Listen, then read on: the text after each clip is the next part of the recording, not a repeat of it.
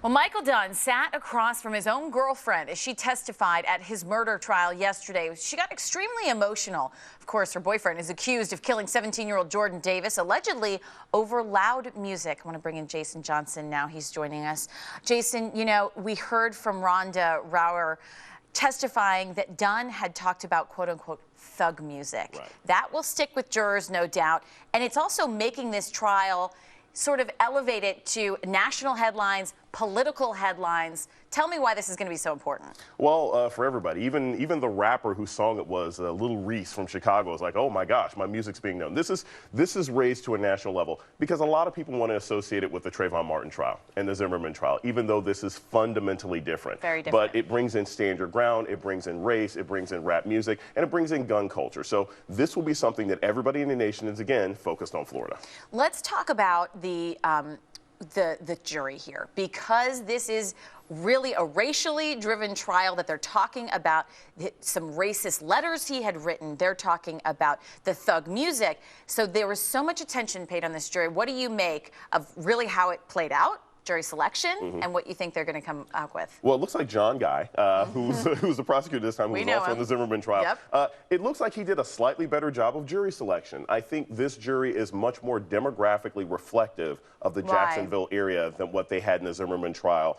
You have, 11 white jurors, but you have 3 African American, possibly Latino, Asian, more women. So I think this is a jury that's much more a jury of his peers and the peers of Jordan Davis, and that's what's important. You had said that you don't see the resemblance between the Zimmerman case, but everyone's pointing to the self-defense and stand your ground, which wasn't used in the Zimmerman case. But talk to me a little bit about stand your ground and how this has come up, not just in these cases. We've got the movie theater shooting where he's saying he felt threatened, so he pulled out a gun. We're talking about popcorn being thrown.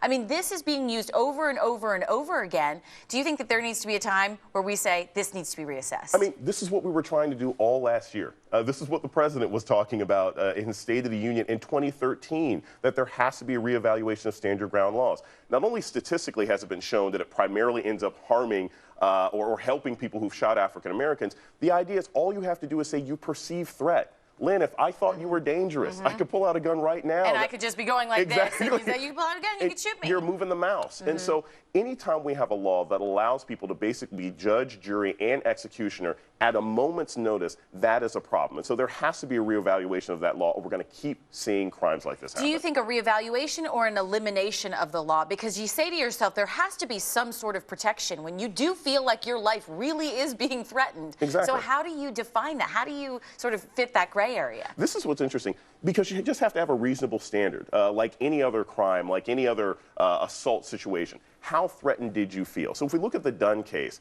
these are young men who didn't get out of the car.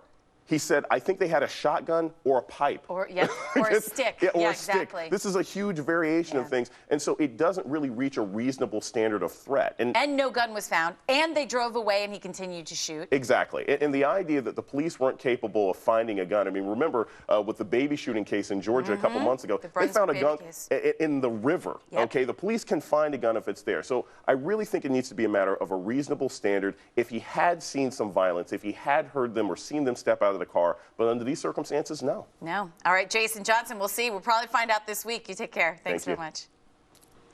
So if